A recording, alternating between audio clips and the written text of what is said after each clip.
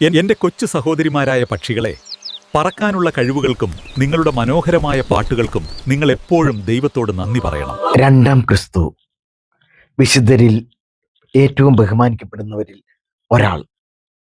അദ്ദേഹത്തിൻ്റെ പേര് Giovanni D Pietro D ബെർണാർഡോൺ. ഇദ്ദേഹത്തെ നിങ്ങൾക്കറിയോ?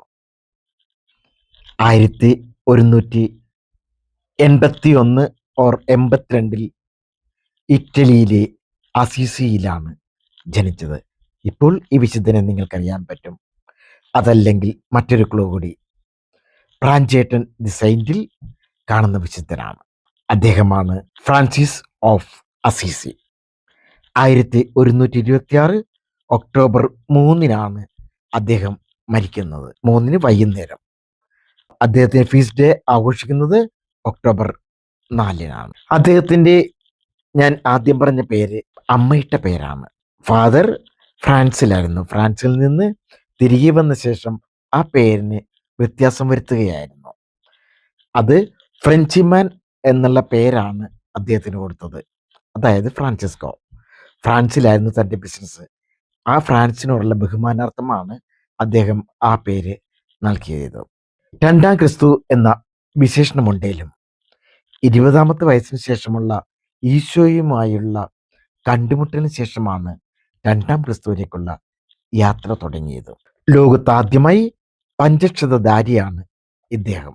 ഈ വർഷം വിശുദ്ധന്റെ 800ാം ചരമവാർഷികമാണ്. ആയതിനാൽ ആഗോള കത്തോലിക്ക സഭ ഈ വർഷം വളരെ ആഘോഷമാക്കുകയാണ്. വിശുദ്ധ ഫ്രാൻസിസ് ഓഫ് അസീസി.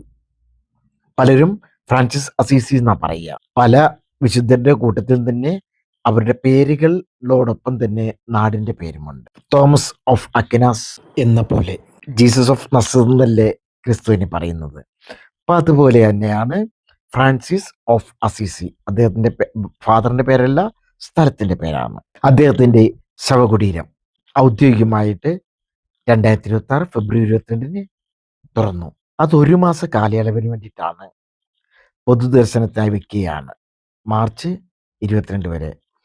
ഇതിനു മുമ്പ് 4 പ്രാവശ്യത്തോളം ആ ടോംബ് തുറന്നിട്ടുണ്ട്.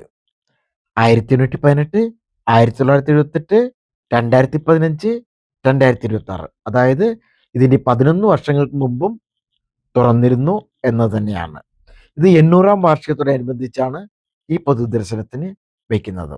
ശവസംസ്കാരം നടന്നത് 1226 അദ്ദേഹത്തിൻ്റെ ഭൗതിക ശരീരം സംരക്ഷിക്കുന്നത് അസീസിയിലെ ലോവർ ബസിലിക്കയ്ക്ക് താഴെയുള്ള ഭാഗത്താണ്.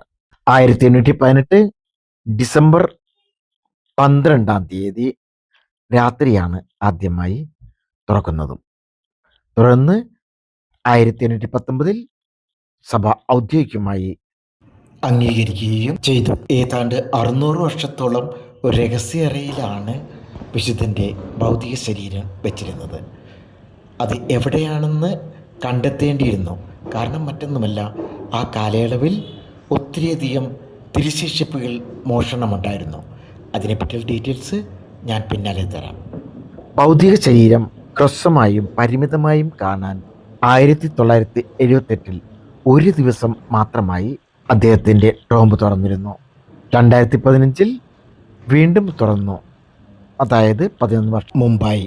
2026 ഫെബ്രുവരി 22 ആരംഭിച്ച 1 മാസം നീണ്ടു നിൽക്കുന്ന പൊതുദർശനത്തിന് വയ്ക്കാനായി എടുത്ത വീഡിയോയാണ് ഞാൻ നിങ്ങൾക്കായി തരുന്നത്.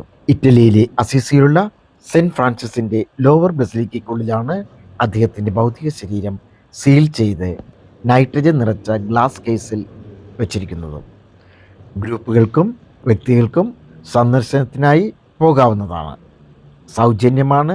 നിർബന്ധിതമായി ബുക്കിങ്ങും ആവശ്യമാണ്. ഏതാണ്ട് 3 ലക്ഷത്തിലധികം തീർത്ഥാടകർ വിശുദ്ധനെ സന്ദർശിക്കുമെന്നാണ് കരുതുന്നത്. ഏവർക്കും വിശുദ്ധ ഫ്രാൻസിസ് അസീസിയുടെ എല്ലാവിധ അനുഗ്രഹങ്ങളും ലഭിക്കട്ടെ. അദ്ദേഹത്തിൻ്റെ മാധ്യസ്ഥതയിലൂടെ ഒത്തിരി അനുഗ്രഹങ്ങൾ ഇനിയും ഉണ്ടാകട്ടെ. എവരെയും ദൈവം അനുഗ്രഹിക്കട്ടെ. മറ്റൊരു വീഡിയോയുമായി ഇനിയും നമുക്ക് കാണാം. Okay, thank you.